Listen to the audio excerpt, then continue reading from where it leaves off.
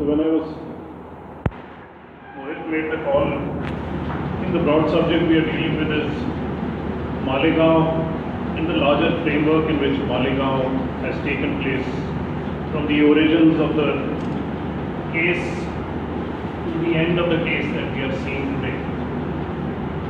And I think the broad trajectory that I'm going to follow when I talk of this is, rather than get into very specific nitty-gritties, I will outline the course that the process of justice has taken and what it means for us now at this stage and some of the lessons we can draw from that.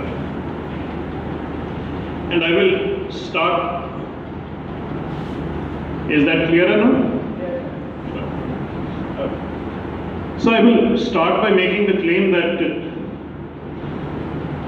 the real danger that we are facing does not lie in Hindutva terror as it originated in the first 5 years that we saw it. The real danger lies in the process we are seeing today, in how a Hindutva government can use the instruments of the state to dismantle the process of justice.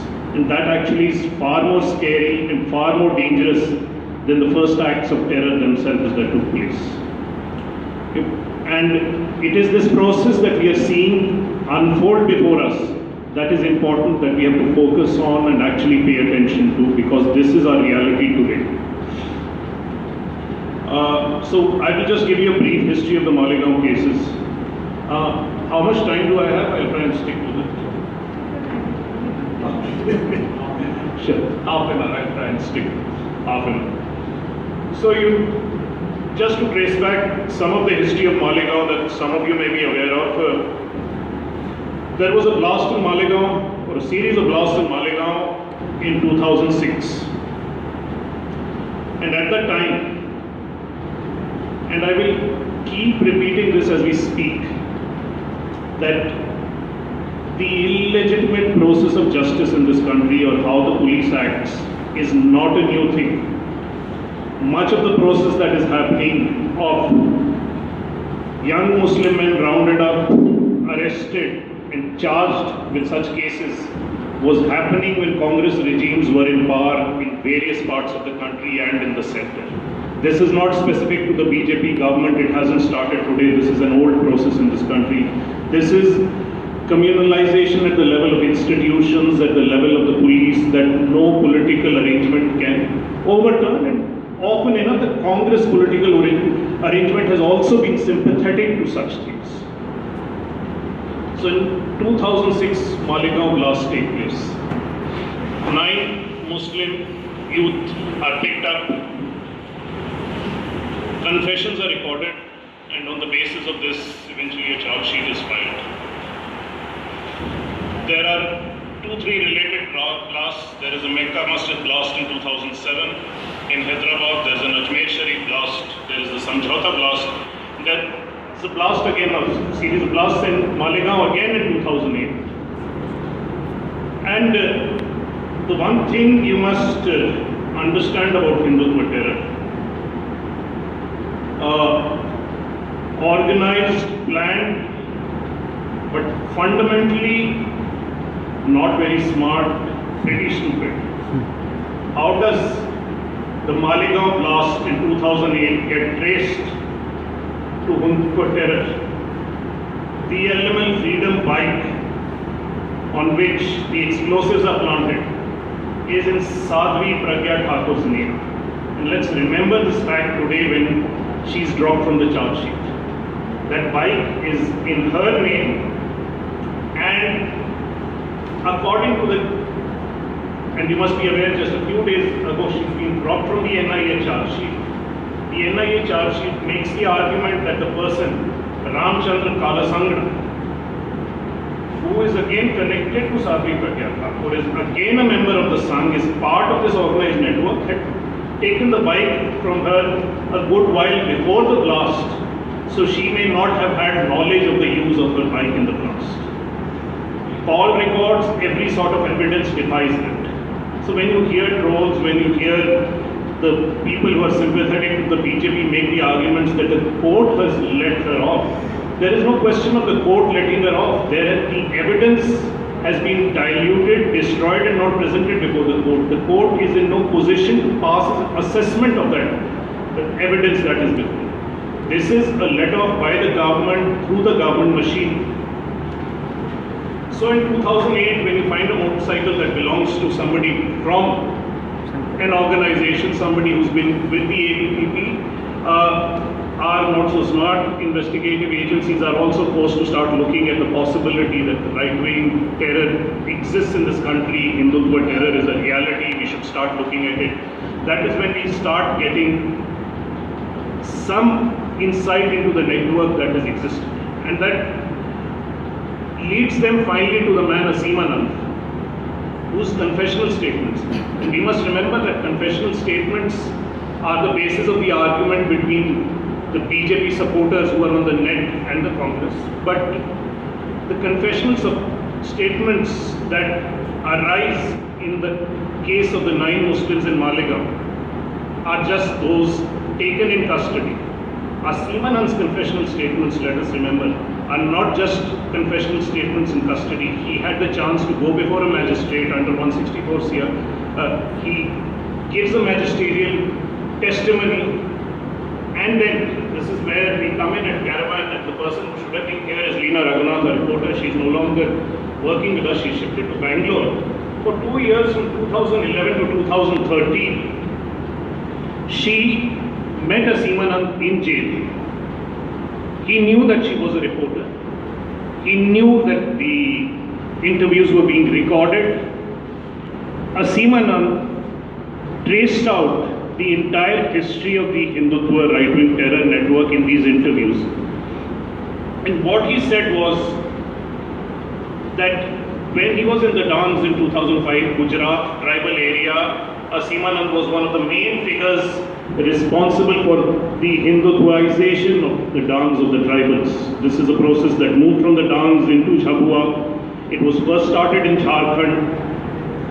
And in 2005, 2 men came to meet him in the dance. Those 2 men were the current RSS chief, Mohan Bhagwat, and with him Indaresh Kumar, one of the most prominent members of the RSS today.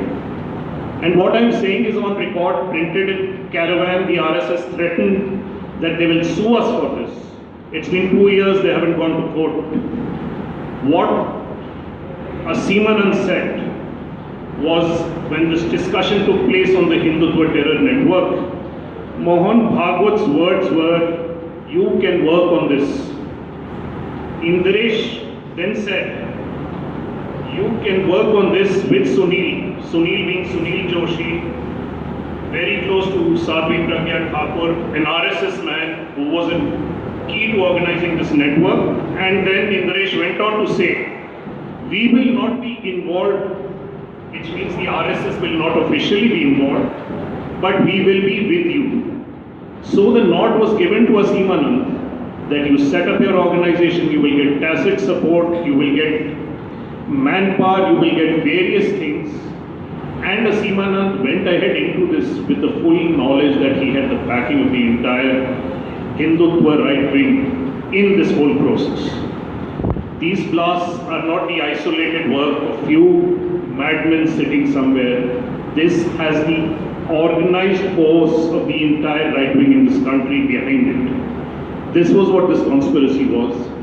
This was how these blasts were executed. These confessions of Aseem Anand in 2010 and 2011 became the basis for fresh charge sheets. The 2006 Malegaon case, then a new fresh charge sheet was filed by the National Investigation Agency, the newly formed NIA, in which it was rightly referred to as a case of Hindutva terror, and the case against the 9 Muslim youth who were originally picked up unraveled to the point that finally just a few days ago they were all acquitted. Same names were mentioned in the 2008 Malegaon charge sheet. There are similar charge sheets in the Samjhauta blast, in the Mecca Masjid blast and the Admission. And this was the investigation going on from 11, 12, 13 with the NIA. Let us now come to what happens when the Modi government comes to power in 2014 May. Our story that came out in 1st February 2014. Asimanand later, he gave those confessional statements to the police. He gave a magisterial statement. He later retracted and claimed all this was given under duress or torture or confessions.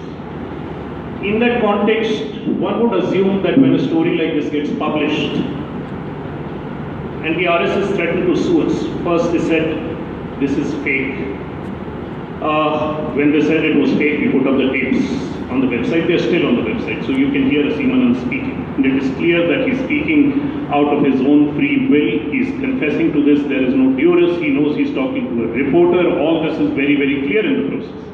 You would assume that the NIA might be just interested in finding out what has been said on tape, on record, and they just want to pick up a copy of the tape. They called our office once. They spoke to the reporter once. Those tapes have still not been collected by the NIA. It's been 2 years in that investigation. In June 2015, Rohini Salyan, the public prosecutor in the case, said that ever since the Modi government had come to power, she had been told to go soft on the accused. Don't get us a favorable order is what she was told by a senior NIA officer. This is what she said on record. This is in June 2015. July 6, 2015, you see the first interesting unraveling of the case. One of the key components, as I said, there was a meeting in 2005 in the Dons. Sunil Joshi was there. After the case is unraveled and the process of justice started, Sunil Joshi was shot dead. The people who were his right-hand men disappeared. The Sunil Joshi case was handed over to the NIA because it would provide a link in this whole chain. In July 2015, the Sunil Joshi case was returned to the Madhya Pradesh police. The NIA said this case is not connected with Hindutva terror at all. It has to do with some internal angle of the RSS. This is the first step that is a surprise, because the NIA had fought desperately to get this case to its hands. On October 31st, 2015, the term of the now DG of the NIA, Sharad Kumar, expires. Unprecedented in the history of governance in this country, he is not given a one-year extension. He's given a one-year contract. The current DG of the NIA is on a contract. It has never happened ever before. He is not an IPS officer because he is no longer governed by the All India service rules. He draws his power from the contract. That contract has been given to him by Narendra Modi and Rajnath Singh. He is a man that the government can hire and fire at will and expected to deliver according to, I would assume, what the requirements of the contract are. I cannot see or imagine how any senior public functionary can act in this manner. And the question to ask is, what was the difficulty in giving him a one-year extension? It happens all the time. Why this deviation? Why this need to place him on contract? Why this need to subvert the entire process, which at least nominally provides some safeguards to the bureaucracy? We have no explanation. But this is how he continues to operate. Surprisingly, and this is where I find the opposition in this country absurd. Why has this not been challenged in court? Who is going to challenge this? If the left is not going to raise this, if the Congress is not going to raise this, how will this ever get questioned? This has not even been raised in Parliament or discussed. They've had many things to discuss or raise, but this hasn't happened. And I mean, I must say quite honestly that there is nothing new in the individual subversion of cases. This is an art that the Congress has mastered, the BJP has only learned from it. This is an art they mastered in letting off people like Tytler, in never indicting Kamal Nath. The Congress has been at the heart of